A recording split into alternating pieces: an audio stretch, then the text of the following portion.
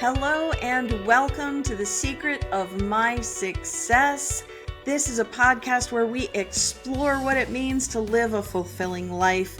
My name is Erin Curran. Thank you so much for joining us today. So my guest today is a friend of mine, someone that I've known for quite a while.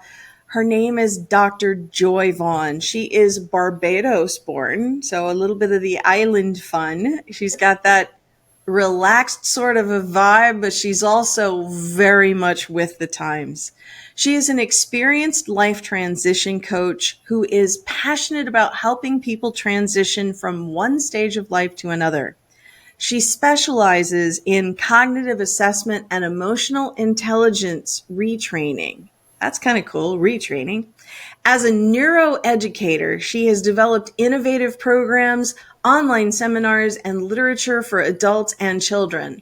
Dr. Vaughn is a graduate of Columbia University. She holds a bachelor's degree in occupational therapy and a master's degree in special education and neuropsychology. She also has a doctorate in education and brain-based behavior. So she is super smart on the brainy front. I'm going to let her run with a lot of stuff, but it's always a joy to talk to you, Joy. Thank you so much for joining us. Erin, thank you for having me. I've been looking forward to this for a long time. So when we reconnected, it was like, wow, Erin's doing podcasts. And then you asked me to be on the podcast. I'm like, absolutely, absolutely. So it's fun to be here. And I'm so glad to reconnect with you and then, to contribute to what you're doing and also hopefully contribute to what the audience, would like to hear and take with them. Absolutely. I think one of the most amazing things about this, as I was sharing with you when we reconnected, is I have these conversations with amazing people like you pretty frequently, and I often forget how lucky I am to be able to have these conversations. So I think it's kind of fun to share with people what it could be like to just really explore your life and to really take a look at what it means to live a life, to live an amazing life, to live an extraordinary life. And I think that a lot of us, I know I certainly have, I found myself in the last couple of years questioning some of my life choices and where I went and how I went. And I found out that it was the definitions that I was working with that were really the problem. Like, what is an extraordinary life and what does it mean to be fulfilled? And so I can't wait till we dive in and start to explore some of the juicy depths of this. So right now, what I'd like to do is go ahead and introduce yourself to our listeners. Tell us a little bit about whether it's an aspect of your life or a turning point or, some kind of a story that can help our audience really relate to who you are and why you're so excited by these kind of conversations. Aaron, thanks again. So a turning point in my life, God, there've been so many. But I think the very first turning point was when I was age 13. It started as young as that, would you believe? And my aunt pulled up in the driveway of our home and she said, hop in to the car because I was waiting for the bus to go to school. And she said, your mother is no longer with us. She transitioned. It was the beginning of the end of my life as I knew it. Now I'm 13. And my mom she had asthma very badly. So she was famous for going over, but she would always come back. She would go over and then she would always come back. This time, Erin, she did not come back. Wow. And here I am as a 13-year-old saying, what is the rest of my life going to be like? But here's the thing, and I don't share this very often, but I will share it for the audience. It's like, I lost two parents simultaneously. Wow. When you have been married to the love of your life, and you've gone through everything, the highs, the lows, the good and the bad, and you are truly, truly in love with that person, and you lose that person, obviously it is extremely devastating. And so that's what happened to my dad. He lost the love of his life.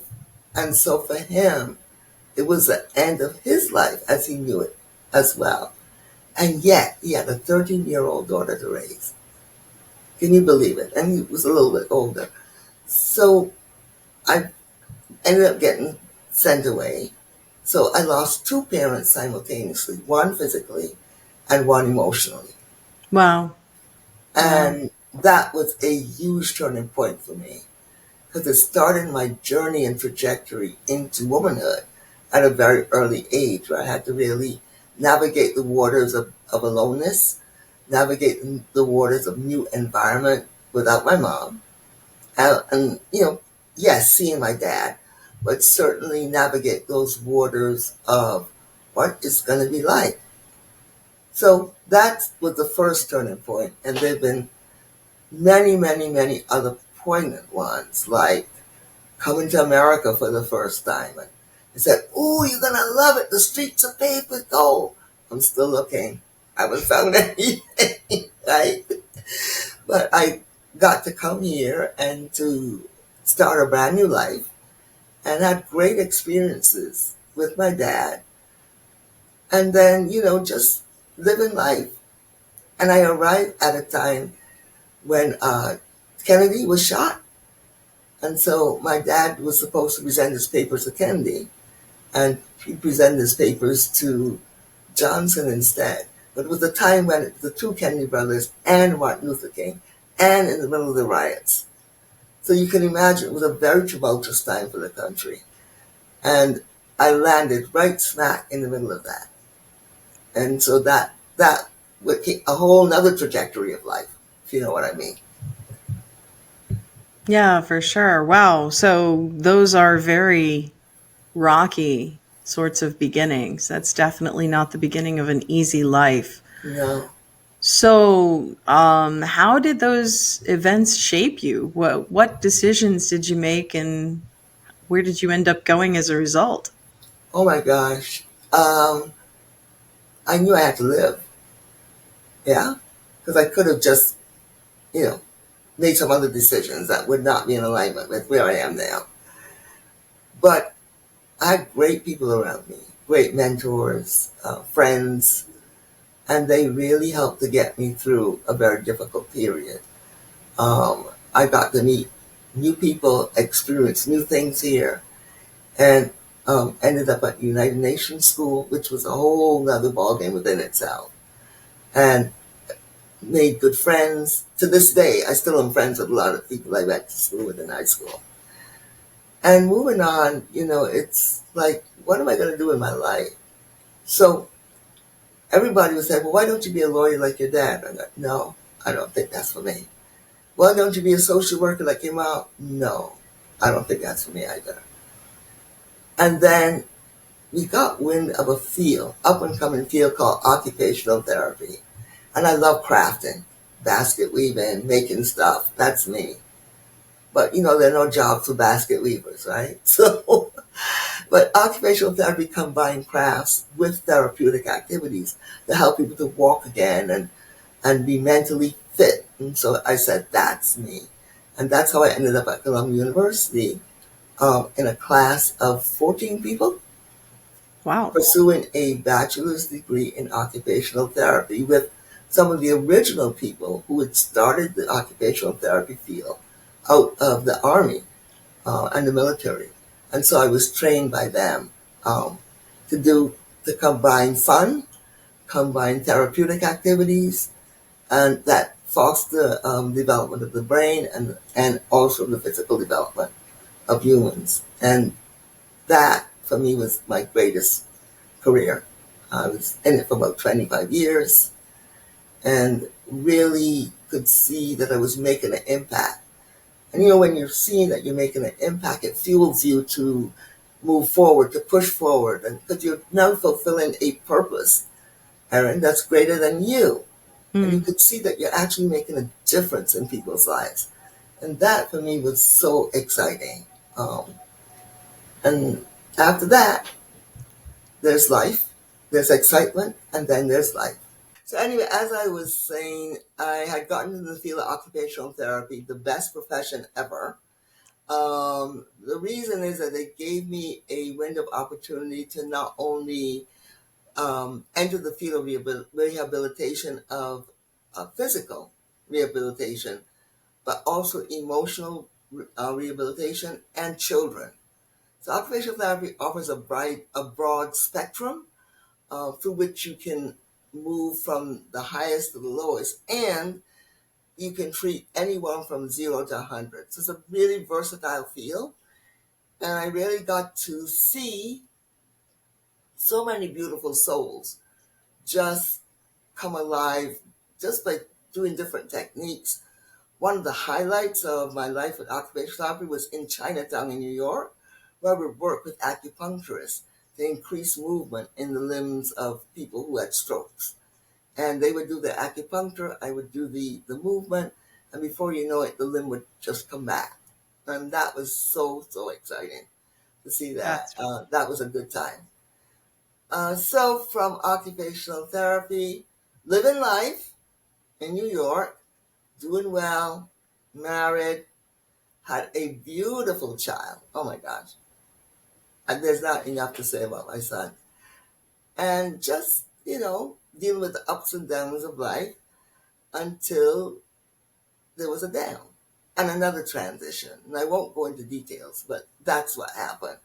Long and short of it is I ended up moving out of New York and moving to Indiana, of all places, two completely different environments. But I wanted my son to have an experience of not only the big city, but of rural areas. I did not know that at that time, Indiana had been the headquarters of the Ku Klux Klan. That was very interesting. No, they never bothered my son. And one of my greatest memories was being the occupational therapist for the mother of one of the Grand Dragons of the Ku Klux Klan. That was very interesting because at a time, well, clearly we can see the differences in skin tone and so forth. But you know what? I One of the things that I loved about that relationship that we got to see each other as human beings. Because at the end of the day, I had to give her a glass of water. I could have chosen not to. I had to help her, go to the bathroom. I could have chosen not to. But when you take an oath just to honor people's humanity, those kinds of things don't even enter your head. You actually get to see the other side of her and the pain that she had gone through as a woman of non-color and some of the things that she has experienced that would have her buy into that philosophy. Does that make sense? Yeah, absolutely. I think that that's a beautiful opportunity. No, because I've heard a few stories of people who have engaged with someone who, is related in some way to hate organizations. Whether there was a Jewish guy in New York who had invited the son of some, you know, one of those kinds of groups to a dinner and just did so week after week after week. And eventually the son turned his views around. And there was also, I think they made a movie about an African American man who uh, went into one of those organizations. Like he loves actually connecting with those people to have conversations, to have dialogues, because just screaming back a different kind of hate speech absolutely doesn't work. It No, never it doesn't. has, it never will. It doesn't. But you could get to, and I'll tell you, I don't know if I mentioned this before, but where we met was at Landmark Education. And that's a phenomenal organization, as you know, has transformed your life, transformed my life. And you get to see people's humanity and to appreciate what that's about and your own humanity as well, and how you can merge the two without an issue if you just get to the core of who people are, and just love them, like you said, love them for who they are and who they're not. Not Yeah. everybody had phenomenal lives. Some people have had horrible lives. I've met them. I've worked with them. I still work with them. You know, and it's one of those things that once you can come from that space of understanding and compassion and love, and I don't mean flowers and balloons and candy fairies. I don't mean that. I mean really being able to look at the other side and see what's going on for that other person that would have them be the way they are. Oh my gosh, it transforms everything. Your relationship to life, to humanity, to the person, there's no end to it. So I have to say that Landmark, like yourself, Erin, has made a huge difference in my life. When I was, I guess, when I was in Indiana, you should never do these things. I decided to go get my wisdom teeth taken out because it was bothering me. One should never remove wisdom. It's just not the wise thing to do. But it was four nurses and myself, different dentists. But apparently there was a bad batch of Novocaine or whatever they use, you know, uh, to do the operation with, and we all ended up with fibromyalgia and rheumatoid arthritis. I can tell you that was probably the worst part of my life because I still had to take care of our son. And so just being non functional, losing my career, losing my six-figure income, almost losing my mind, right? Um, that was very, very difficult. And then, because I believe in God, He just sends His angels. And He sent one in the form of an acupuncturist. And that gentleman helped me to heal, to get well, and to begin to walk again. Aaron, I tell you, that guy came. Within 3 months, he left, and I've never seen or heard from him again. I can't even find him on the internet again. I don't know where he is. But he Wow. made it. Isn't that something? It's, Yeah, that no, that really is amazing. It's surprising how divine it is that things descend into our lives to support us. And if it's not needed for any longer than X amount of time, then it just vanishes as if it never was. But you're left with the experience and the support. That's really amazing. yeah, I am now pain free and virtually medication free because a lot of the medications for this impact your liver and your pancreas. And I wasn't prepared to have that happen. Does that make sense? Mm-hmm. What had me really reinvent myself and start on this whole pathway to reinvention? I said, look, God, here's the deal. Clearly, I cannot be an occupational therapist anymore, right? This is what I was left with, right? You can see my hands, they're all arthritic. So turning people and doing the things I could physically. But, you know, people always ask, would you rather lose your mind or your body?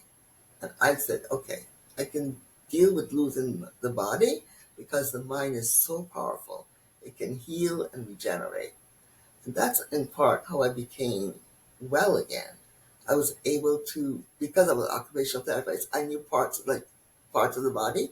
So I could actually meditate and go in and have conversations with parts of my body. And along with acupuncture, little by little, I started to get up. I started to walk. I started, to not be in pain until, I was pain free. When I was at Landmark, I couldn't even walk across the room. It took me 20 minutes just to get from A to B because of the pain. Um, my friend said, you look like the poster child for Biafra. That's how bad things had gotten. But, but God, hey, listen, everything serves a purpose and a reason. And you start to put your pieces of your life. And I can say truly, when you know your purpose, that never goes away. You just start to realign yourself with that. And I realigned myself with my purpose through writing. So I wrote my first book. I think after through the transformation, it's like, what else am I going to do with my life? And I heard, when you hear God, he's not loud. It's just like a whisper, right? He says, you need to write. You need to write a book. And so I wrote, when I was in New York, I had kind of penned something together. And then I wrote a book called Three Mean Alligators, specifically for children, and it's an anti-bullying book. And that hit the Indiana school system, and it went viral. I was on the talk shows. My son dressed up as an alligator with his friends. They came and did little skits and did rap dancing. It was so much fun and such a bonding experience with him. But then there's a time and season for everything, and we retired the alligators. We took them to Florida, where I am now. They're happily swimming in the swamps of Florida somewhere. And if at the appropriate time comes to, reinvent and bring them alive again, that would be awesome. But again, time and season for everything. So talking about reinvention, that's my passion. I have reinvented myself so many times. It's because I was willing to do two things. Number one, pivot, and pivot quickly. And number two, shift my mindset. Only because I knew my purpose and I knew that God was not finished with me yet. Does that make sense? Absolutely. I think that that's brilliant because anytime we're feeling like we're stuck, pivoting can usually be a good way to go about things. Now, there are times when pivoting isn't necessarily the thing to do. Mm. So, if the only thing you're doing is pivoting, then you're probably running away in a different direction. Um, but, like in the case of you, when you had this,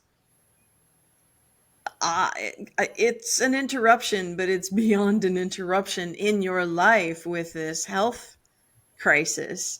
Like that's a time when you're not going to be able to go back to what you knew before. That Mm. must have been a scary point in time. And like here you are able to really powerfully leverage that and recreate yourself. And I think that your faith has been, I hear that you're saying that your faith has been instrumental in this pivoting. Can you say a little bit more about that? Absolutely. So let's travel back to New York for a minute, right? When I was living there, being an occupational therapist, everything was going well, except no one knew that I was under a tremendous amount of stress. Okay?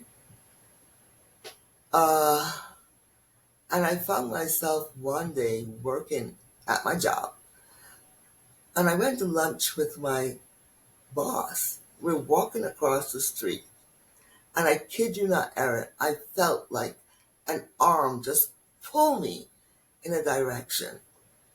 My body was on the floor and I was in heaven. It was called a near death experience. That's what people call it. Mhm. Experiencing the peace of God that passeth no all understanding. I mean, the waterfalls, the flowers, it was just magnificent.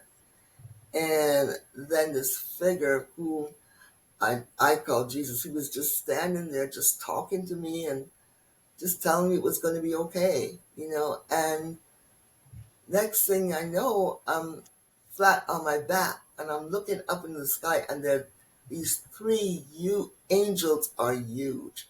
Their heads alone were 6 feet tall, and they're peering down at me and they say, "You have to go back." And I'm going like, "No, I don't want to go back. It's so great here." Oh my, it really was really great, right? Like who would want to come back from that heavenly experience? And and I woke up on the gurney of the hospital with my son and my then husband just peering down at me. They were so concerned because they were working on me. and they knew that something had definitely happened. And I'm Wow. like, okay, I'm back. I'm like, I'm back. You're like, I'm back. And then I'm like, I'm back. You have these dichotomy emotions that are running you simultaneously. And I only had to take one look at my son's face, and that did it for me. I said, I know why I have to come back. Mm. And just to be with him and make sure he got through okay, and to know that we were all going to be okay. No matter what happened, we were all going to be okay. Um, Subsequently, I have to tell you, everybody remembers COVID, right? We know. So 2 years ago, that child passed from COVID. He was 35 years old, but he had fulfilled his mission and fulfilled his purpose. It was just time for him to go. And I think that near death experience helped me to understand how it all works, how it all is put together, that there's nothing scary about it. We all have a shelf life. But Mm. what are we going to do with our life? Are we going to put it on the shelf and just have it sit there? Or are we going to use it for the betterment? Are we going to fulfill what we come here to do? A lot of us do not know what we're here to do. We're just still in a quandary, right? Like, why am I here? I say, if you don't know your purpose, find it quickly.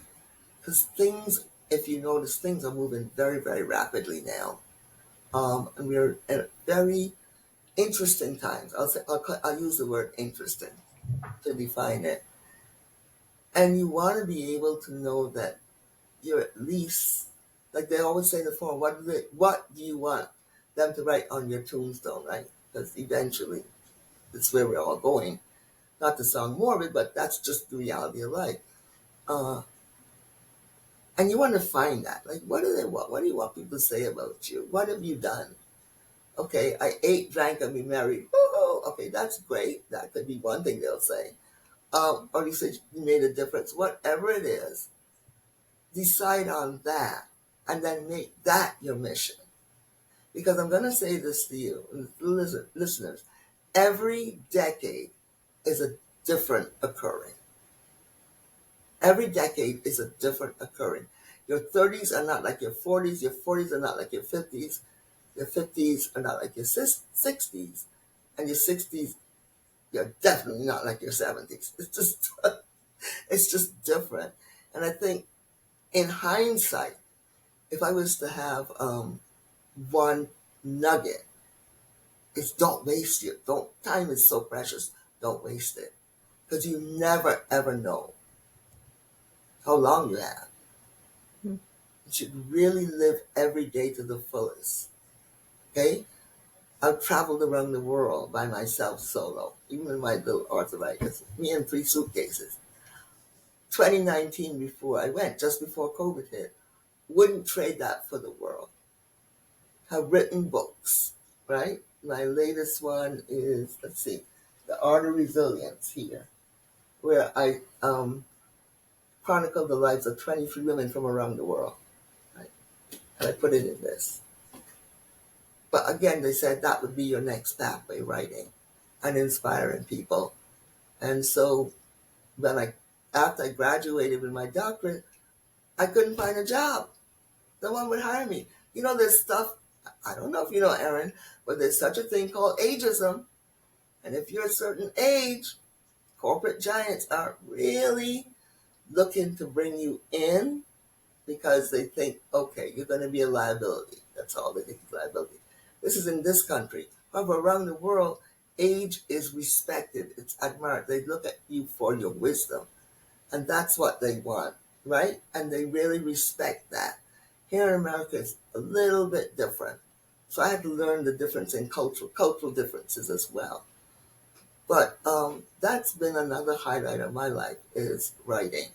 And now as a life transition coach, I combine all my knowledge of neuroeducation, all my knowledge of transformation, and that's what I do. I help people who are transitioning from one stage of life to the other, whether it's a job loss, career transition, a divorce, that's a big transition. I actually take them through a step-by-step process that has them at the end just celebrate who they are in their new skin, so to speak, and to be okay with it. It Yeah. really, really is going to be okay, no matter how Okay. you slice it. So, a few minutes ago, you were talking about like having a mission in life, like recognizing that there's some sort of a purpose to your life. What if somebody is just floating through life and they don't know what that mission or that purpose is? Like, what can they do? It sounds really great. Oh, just have faith. Oh, just find a mission. You're running out of time. I mean, you're stressing people out, Joy. Come on. Like, how do I do that? It's so funny you ask that, Aaron, because your purpose is always calling you. You just have to sit quietly and just ask, what am I here to do? And I tell all my clients, just take a pen and paper and get very quiet, close your eyes, and it will come to you what you're supposed to do. Now, knowing, like we say, makes no difference, right? No The difference at all. fulfillment of that, that's why I coach. The fulfillment of that is a whole nother ball game. Because now you have to work on, gosh, so many different aspects. And now as we move into this new area of AI, and you got to learn all that stuff, got to discover who you are, you got to do your marketing, you got to do your sale. I mean, it's a machine. You got to do your podcast like we're doing. It's a machine. But your mindset has to be that this is going to be fun. No matter what it is, I'm going to have fun. And when it ceases to be fun, I'm still having fun. And you have to be shift on a dime, like pivot on a dime. And that's some of the things I do teach my clients, how to pivot on a dime. Excellent. Um, yeah, no, that really is true. But I resist the idea that it's a machine. I am not interested in buying into that. In fact, the reason why this podcast is such a joy for me, such a why I've been able to actually consistently provide is precisely because I'm not listening to what everybody else is saying about whether I'm going to succeed or what I need to do to get my word out or this or that or the other. It's for me, this is an authentic labor of love. I'm not trying to sell anything to anybody. I am only trying to share stories and experiences so that people can get that everyone has a story and all of us have access to tools, whether it's a book or a coach or a course or a mentor or whatever it is. And I was having a conversation a little while ago where I was talking with a friend about mentor and disciple. Hmm. And we've lost, I think, the idea of and the importance of, and now everything, including advice, is for sale.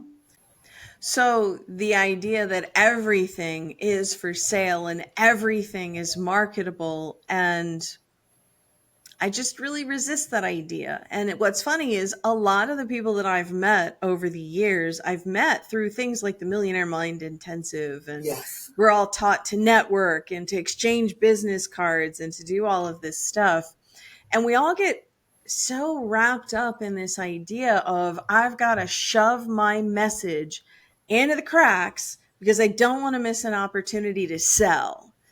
And I'm just really not down for that. I'm doing this podcast precisely because I like having really great conversations with really amazing people.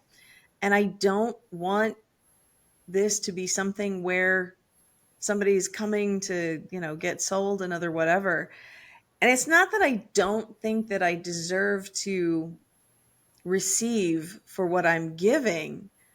I think that it's far too easy to slip into that mentality that you're talking about where it's a machine and it's this and it's that, and we can talk about ageism and racism and communism and socialism and fascism and all of the other isms. But at the end of the day, what Landmark teaches, what Buddhism teaches, and what God teaches is it's all up to you. I've Mhm. given you the tools. You have the opportunity to create your life, go forth and prosper. Yeah. Like, this is up to you. And I really, I've been challenged lately, and it might be the very thing that has woken me up in the last few years, because in the last several years, I've had a serious shift. I remember one of the seminar leaders at one point said, Erin, when you're ready to give that story up, that's when you're really going to create that breakthrough. Mm. Because I went to Landmark for 10 years doing all of the programs, consuming it with a madness. And I kept expecting that to fix me because I was so entrenched in the, I want to say, it's kind of like a victim mentality, but it's really, I was so at the effect of life Mhm. rather than creating consciously a life. Isms are a giant red flag that says you're blaming somebody else for a problem that I have given you that's designed to help you grow. Mhm.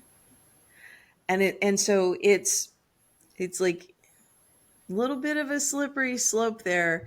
We talk about ageism, we talk about racism, we talk about, even nowadays, it's I don't know what the new ism is going to be about political conversations, but it's like people are putting in their dating profiles, will not date a left, right, Seriously? huh? Seriously? Oh my They- gosh, They're doing yes. that? Oh my god. Totally. And the thing is, we are so siloed and we are so judgmental, and all of it is based on a fear of the unknown.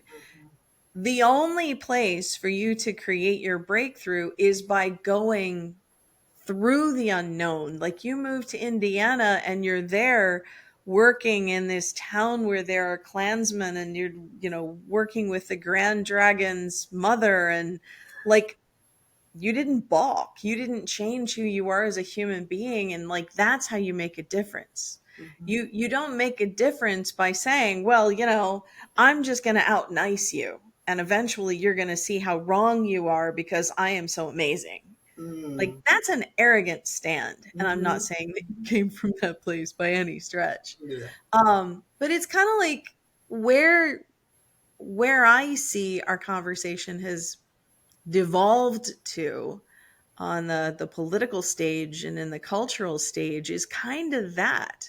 Mhm. Many years ago, back when I got my master's degree, I remember I was like, we took a break halfway through class, and my friend and I were standing in the hallway, and there was this, it was night class. And so I was in my 30s, and this 20 something, kind of wanders by, and she's got this t-shirt with a picture of Babe on the front, and it says, "No, I don't have any spare ribs."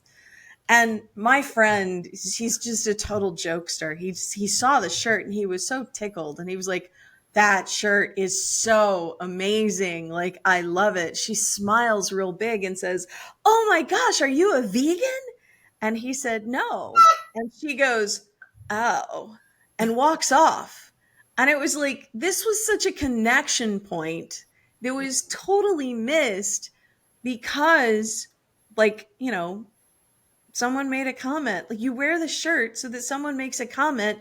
If you're just doing it for the sake of an echo chamber, move the hell on, because Yeah. ain't nobody got time for that. Yeah. Like, then you're just being righteous and judgy and all of that other stuff. I really have been trying not to have this platform be political in any way. Yeah. But at the same time, good Lord, give it up. Like, we're all human beings, like you say. And when I started practicing Buddhism, I remember my first impression was, I walk into this room, there are 250 people in the room, every nation, represented all styles of dress, all socioeconomic, all colors, shapes, sizes. I was so floored, and I knew that I was in the right place.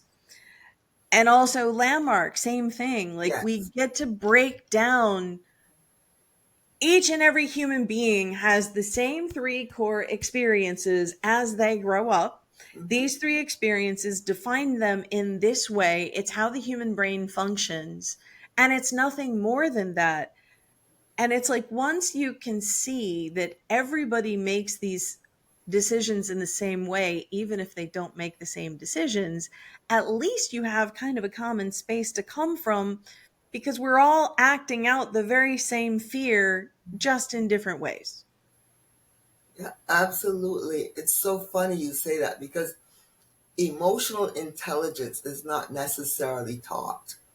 It's not taught in the schools. It's not, sometimes it's not taught in the home.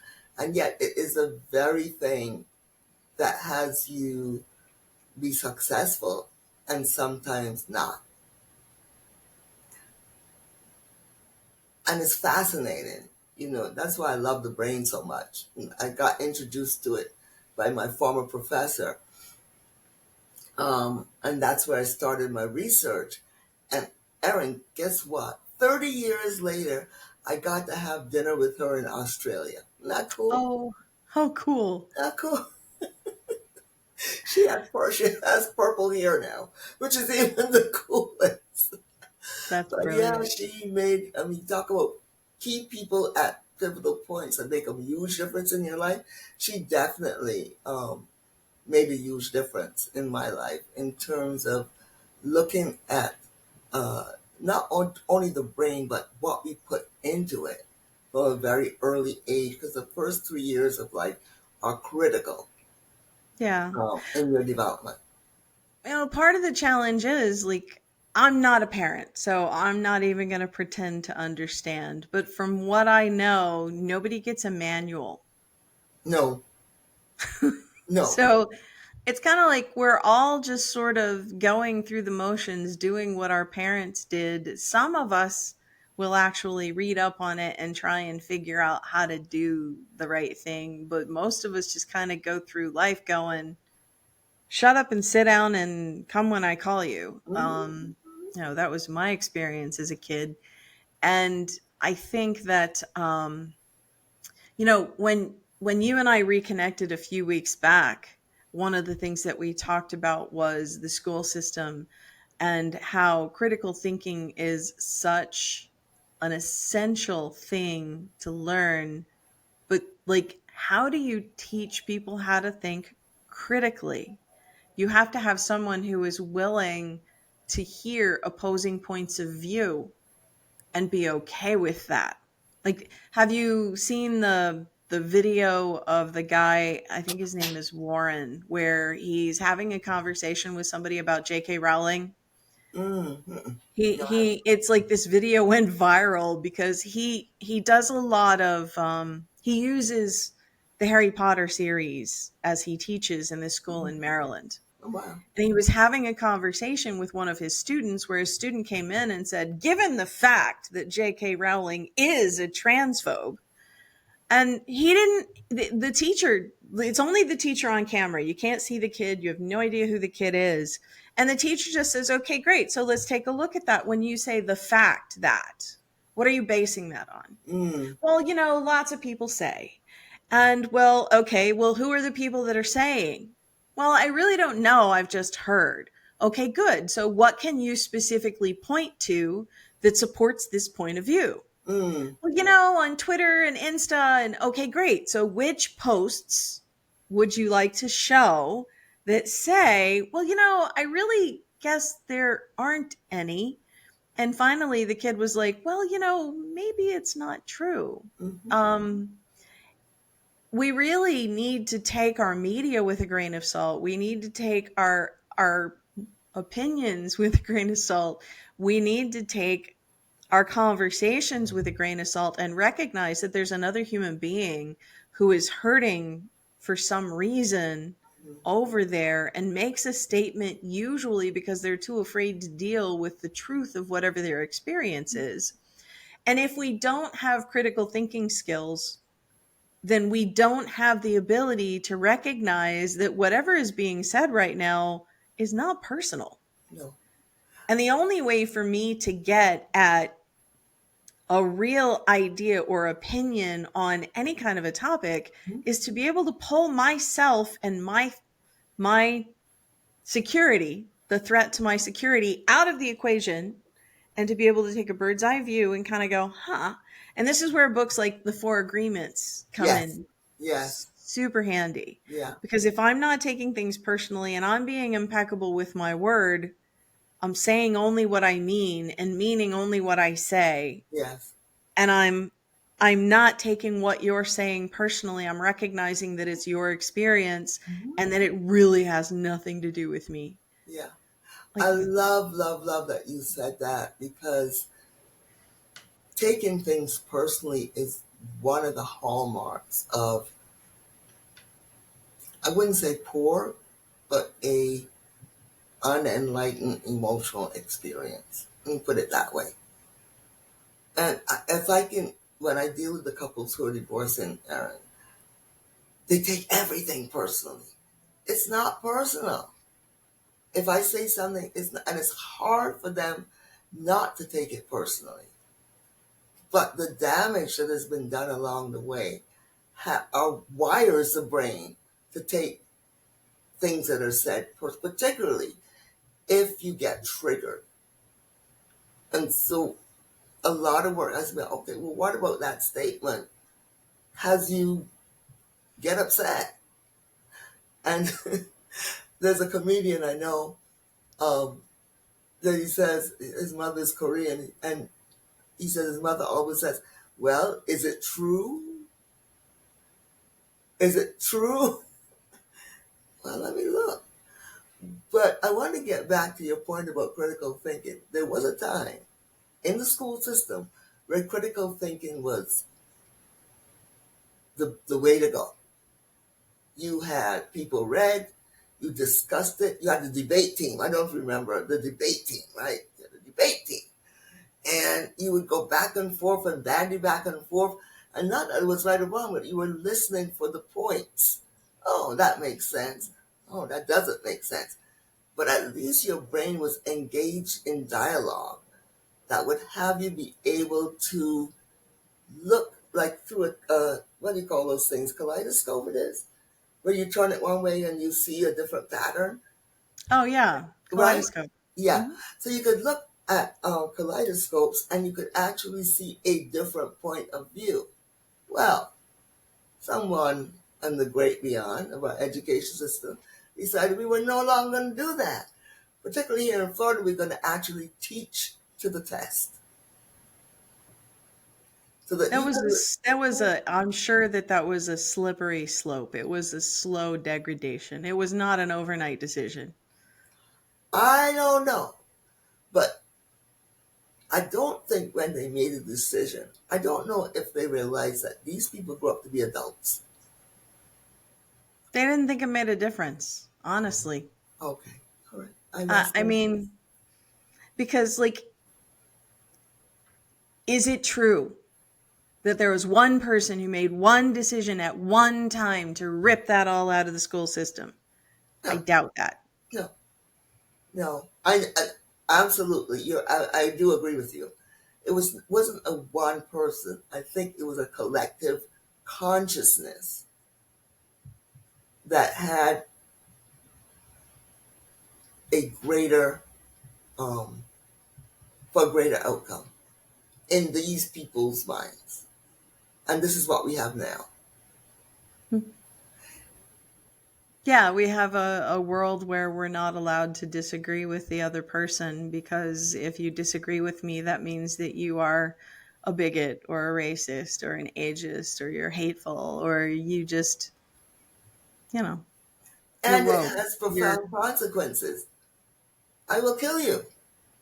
yeah, See, this is where we've gotten to now. mhm.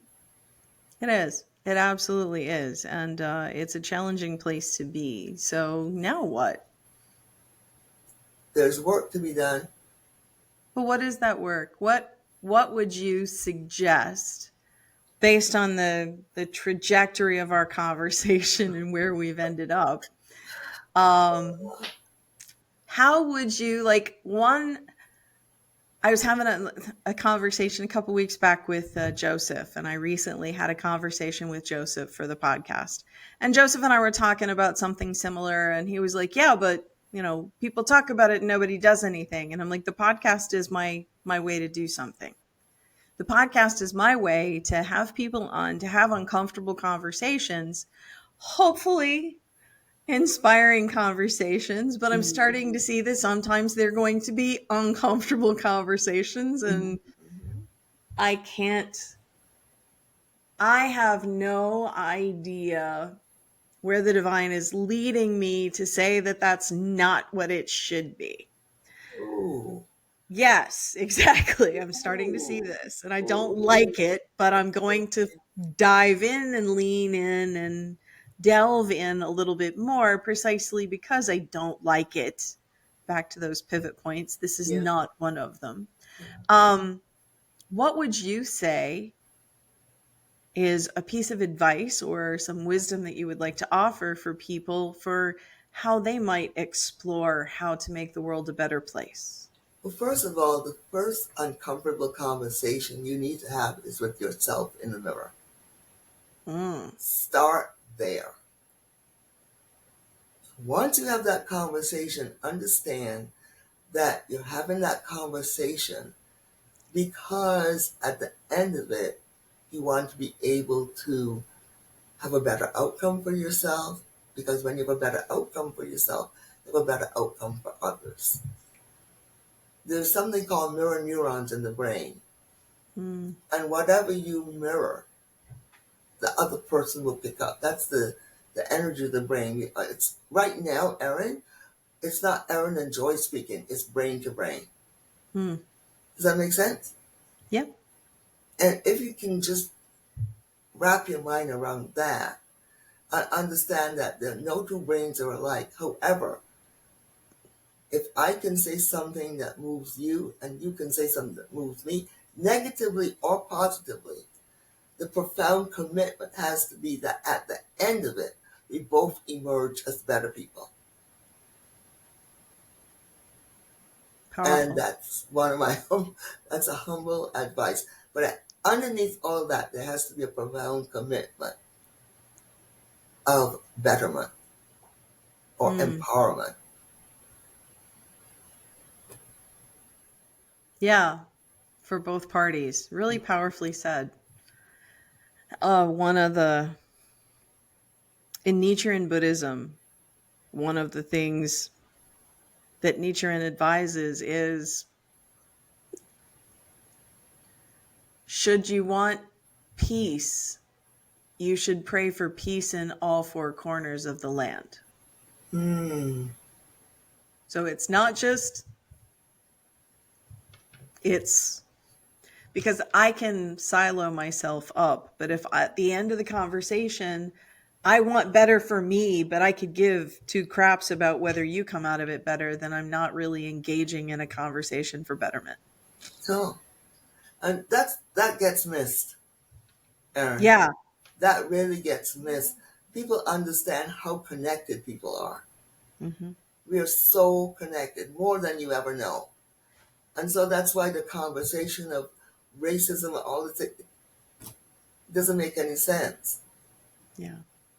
But for a select group of people who are versed at maintaining that rhetoric for their own self gain, self worth, whatever, it makes sense to them.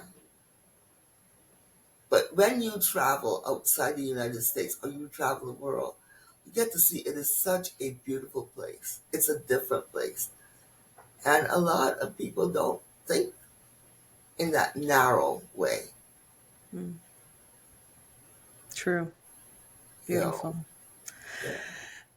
Well, Joy, Yes, Erin. it's been amazing having this conversation with you. Thank you so much for for joining and for sharing yourself so generously. I really appreciate you. You have always been someone that I've enjoyed having really deep, rich, meaningful conversations with. Thank you for having me. It has been an absolute pleasure. And if there's anything that you need, just holler. I will, I promise. Okay, and you, dear viewer or listener, thank you so much for joining us for this hour of The Secret of My Success. This is a podcast where we explore what it means to live a fulfilling life. I am your host, Erin Curran. I hope to see you next time. Thanks a lot.